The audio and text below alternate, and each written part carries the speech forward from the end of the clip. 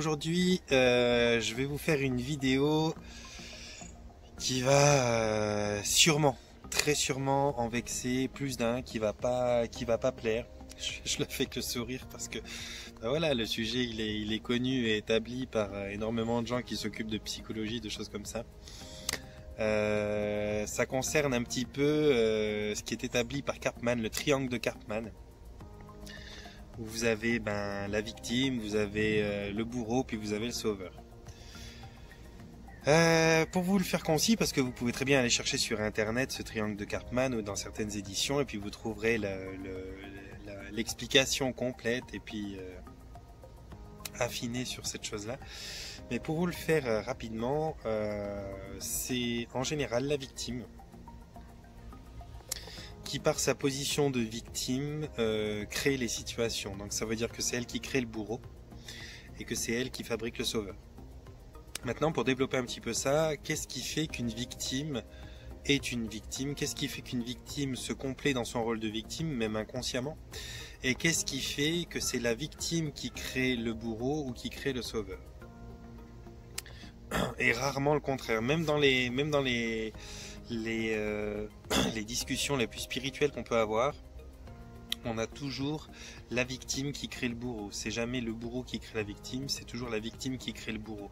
Alors bien entendu, comme ça, consciemment, on n'a pas l'impression qu'on a été mettre en place quoi que ce soit pour avoir des problèmes et pour être victime de quoi que ce soit. On a vraiment l'impression qu'être victime, c'est quelque chose que l'on subit. Alors peut-être que dans la réalité physique, dans ce que l'on va vivre dans la matière, on a l'impression de le subir, mais c'est qu'une impression. La victime crée les situations de par sa position, de par son énergie, de par son attraction. Elle est attractive de situations problématiques et désastreuses. Elle leur permet de se développer, elle permet par sa position de victime de déclencher donc le comportement du bourreau et bien sûr si on suit le triangle de Karpman, de pouvoir fabriquer, créer un sauveur, qui lui aussi, dans tous les cas... Alors, si vous voulez, la victime, elle, c'est une victime, hein, il lui arrive quelque chose que quelqu'un lui fait. Ce quelqu'un qui lui fait est une personne qui se croit supérieure à la victime, capable de la contraindre à faire quelque chose, quoi que ce soit. Et le sauveur qui va prendre défense ou assister la victime pour l'aider à se sortir d'une situation qui ne lui convient plus, va elle aussi se croire supérieure à la victime. Donc dans tous les cas, la victime reste toujours inférieure à tout le monde. Et la victime, elle, sans s'en rendre compte, se croit inférieure aux autres. C'est ça qui crée la situation, c'est que se croyant inférieure aux autres, elle adopte une position, une vibration, si vous voulez, un état vibratoire qui est un état vibratoire d'infériorité, de victime, et donc à partir de là, le positionnement se fait tout seul, c'est-à-dire que où que vous arriviez dans un endroit, si vous vous positionnez, alors bien sûr inconsciemment, mais si vous vous positionnez en inférieur, vous allez créer que des supérieurs. Si vous vous positionnez en supérieur, vous allez créer des affronts ou des inférieurs. Mais en général, c'est plus facilement la position inférieure qui va créer le supérieur. Pourquoi? Parce que on a une tendance naturelle, même si on n'est pas des dominants de base ou des gens enclin à embêter son voisin, on a une tendance naturelle quand on a une personne qui se positionne en victime devant nous à se positionner soit en sauveur, soit en bourreau, parce que soit on va être énervé par cette chose-là, puis ça va nous appeler à nous une vibration désagréable qui va rendre la victime victime, ou soit on va se positionner en sauveur, auquel cas on trouvera toujours la personne inférieure, et on va se positionner en une personne qui, prenant la victime pour quelqu'un d'inférieur, ce qui lui convient très bien, va avoir une position qui est dégradante encore une fois, donc la victime restera victime. Pourquoi la victime reste une victime? Alors là, on peut partir sur des millions de chemins différents. Le caractère, l'éducation, le conditionnement, la soumission pendant la période jeune de construction dans votre vie, dans vos jeunes âges, dans votre période de jeunesse, dans votre période de jeunesse avant vos 17 ans. les fréquentations, enfin bon, bref, tout ce qui a fait votre chemin dans vos bas âges et qui vous a petit à petit sculpté, qui vous a petit à petit formé à être ce que vous êtes. Et sans que vous vous en soyez rendu compte, eh bien, petit à petit, vous êtes peut-être devenu de plus en plus victime, de plus en plus discrète, de plus en plus ceci, de plus en plus cela. Et ou peut-être on vous l'a rabâché, hein, ça peut être quelque chose qu'on vous a dit, tu es rien, tu vaux rien, t'es ceci, t'es cela, t'es un idiot, t'es une idiote, ou bref, toutes sortes de, de mots atroces comme beaucoup d'éducations ont su les prodiguer.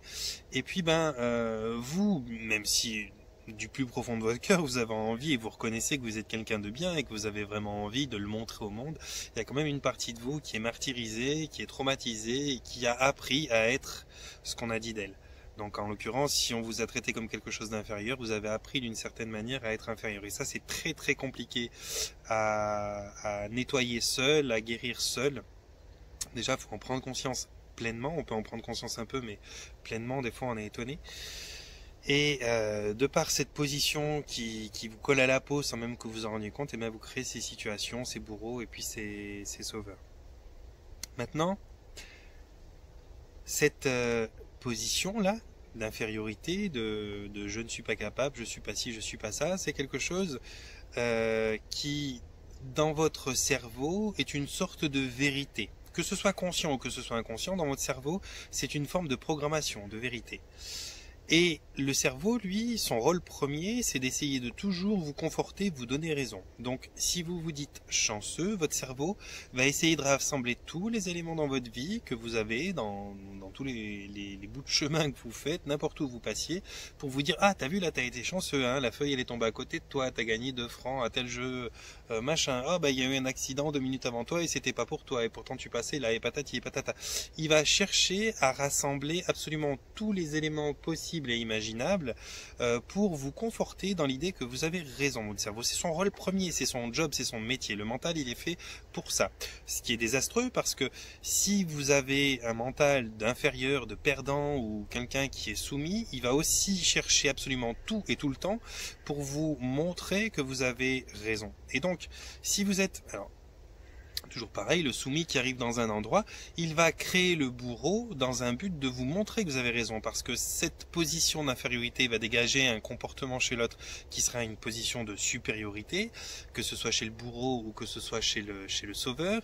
Et encore une fois, ça c'est quelque chose que votre cerveau il aime bien, parce que ça lui permet de se conforter, de confirmer que effectivement vous êtes l'inférieur, vous avez besoin d'un sauveur quand il y a un bourreau qui vous attaque et ceci et cela.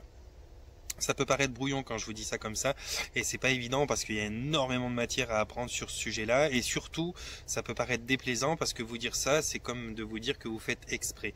Simplement, les gens, il va falloir qu'à un moment ou l'autre, vous sachiez aussi apprendre à écouter les choses, à vous responsabiliser sur votre vie, sur votre santé, sans toujours croire qu'on est la victime de quelque chose, parce que vraiment, on est responsable de tout ce qui nous arrive. Les belles choses, hein, surtout les belles choses, et les mauvaises choses aussi. Alors je sais qu'il y a la plupart des gens qui ont encore de la peine à se dire, ouais, mais s'il m'arrive telle ou telle chose, cet accident, cette agression, ce machin, est-ce que c'est vraiment de ma faute? Alors il y a plusieurs strates, il y a plusieurs possibilités de comprendre ça. Il y a le niveau matériel, le niveau matière, qui constitue votre corps, où là c'est votre comportement, ce que vous dégagez vibratoirement, et puis l'impression que vous donnez, qui va pouvoir mettre en place déjà un début de comportement chez l'autre qui sera à votre rencontre.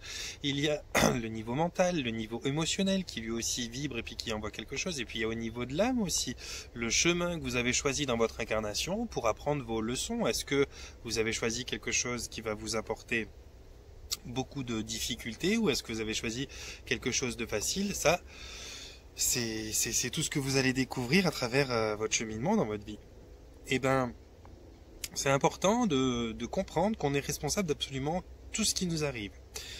Lorsque l'on comprend ça, lorsque l'on se responsabilise, lorsque l'on comprend qu'on est responsable de notre santé matérielle, de notre santé donc physique, de notre santé mentale, émotionnelle, eh bien, en même temps, on arrive petit à petit à isoler et à mieux comprendre, voir, observer les choses qu'on a fait qui n'étaient pas des bonnes choses et qui nous ont coûté des points. Et puis, en même temps, on arrive à prendre le pouvoir sur ce qui nous arrive. Et c'est là où c'est très très important. C'est que du moment où vous prenez le pouvoir sur ce qui vous arrive, du moment que vous comprenez que votre responsabilité, elle n'est pas juste là pour vous accuser d'avoir fait faux, mais qu'elle est là pour vous montrer que vous pouvez faire tout ce que vous voulez, surtout le bon pour vous, à partir de maintenant, eh bien, vous prenez un pouvoir, une puissance énorme sur votre vie. Et à partir de là, vous pouvez orienter vos choix d'une manière plus ingénieuse, d'une manière mieux ciblée, d'une manière où vous visez quelque chose qui vous apporte du bien-être, du bonheur. À partir de là, vous pouvez choisir d'arrêter d'être la victime, d'arrêter d'être cette personne inférieure qui a toujours besoin de quelqu'un pour la soutenir moralement, physiquement, professionnellement ou quoi que ce soit. Ça, c'est un choix que vous faites vous. C'est aussi un choix, peut-être que vous faites de ne pas croire à ce que je vais dire là dans cette vidéo, de vous braquer et puis de rester dans cette personne qui, en plus d'être une victime et de pas avoir de chance, se fait accuser par Johan dans ses vidéos. Alors là, c'est le pire de la victimisation. Vous voyez, il peut y avoir toutes sortes, c'est tout le temps. Il peut y avoir toutes sortes de points de vue, c'est tout le temps une façon de comment vous prenez la vie. Est-ce que vous continuez dans votre rôle comme ça, à toujours penser que c'est vous qui n'avez pas de chance et les autres qui sont méchants, ou est-ce qu'à un moment ou l'autre, vous vous relevez, vous prenez la place qui est la vôtre, vous vous repositionnez dans votre vie et vous décidez que vous voyez les choses autrement. Dans tous les cas, votre cerveau va essayer de vous donner raison. Donc si votre cerveau il a décidé que vous étiez une victime et que vous n'avez pas envie de changer ça, il va dire que Johan dans sa vidéo il est méchant parce qu'en plus il nous accuse d'être responsable de notre position d'infériorité. Ouais, clairement. Et si vous avez décidé tout d'un coup de réaliser que ce que je vous dis c'est une chose qui peut absolument vous servir dans votre vie, qui peut vous apporter un mieux-être incroyable et qui peut vous permettre de changer votre rapport au monde, et bien pareil, votre cerveau fait chercher à vous donner raison. Dans tous les cas, c'est vous qui y travaillez. Moi, je suis pas là pour juger, je fais pas de jugement de valeur.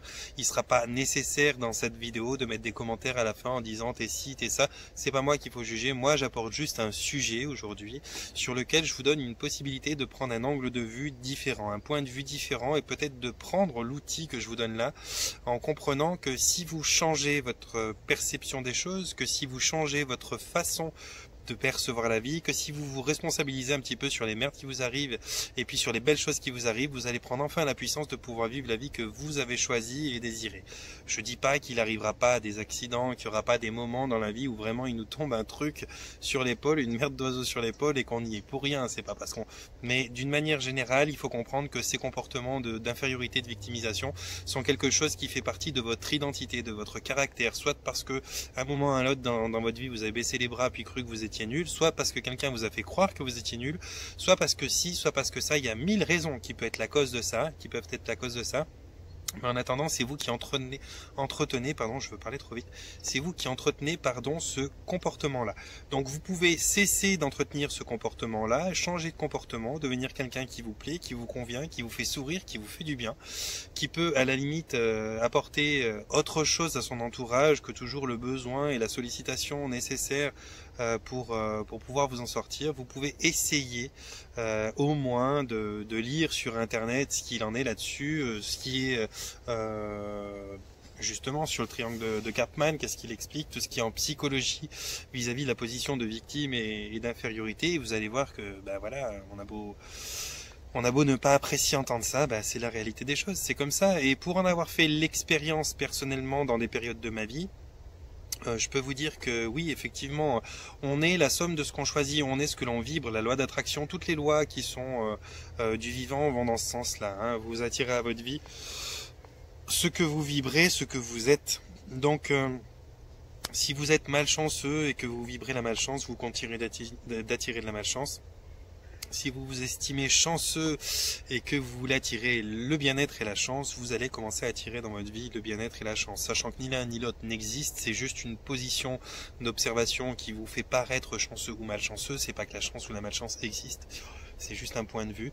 Mais comme je vous le dis, pour l'avoir expérimenté, pour avoir été une victime pendant pas mal de temps, parce que moi j'ai été formaté, conditionné à être une merde, on va le dire vulgairement, à ne pas croire en moi, à ne pas exister. Je sais ce que c'est que de se prendre pour une victime et de se nommer comme malchanceux et d'avoir toutes les merdes du monde sur sa route. Et je sais aussi ce que c'est que d'un moment accepter que c'est notre responsabilité, tirer un bon trait une fois pour toutes là-dessus, arrêter d'en vouloir à ceux qui nous expliquent cette vérité-là et qui veulent en vérité juste nous apporter de l'aide, et puis changer nos façons de penser, nos comportements. Et puis je sais ce que c'est, je sais ce que ça donne, et aujourd'hui je peux vous garantir que ça se passe très très bien pour moi, simplement parce que j'ai choisi, parce que je décide d'observer la vie de cette façon-là. La vie est pas plus belle ou moins belle pour moi, il y a toujours autant de merde qui peuvent se passer, autant de belles choses qui peuvent se passer, simplement je les regarde d'une manière différente, j'ai un autre jugement là-dessus, je prends le temps autrement de voir les choses comme ça. Et puis tout n'est pas une fin du monde, il y a des fois on se casse un ongle et puis on a l'impression qu'on a perdu notre maison, et puis en vérité faut arrêter, on se fait beaucoup trop d'histoires qui dépendent de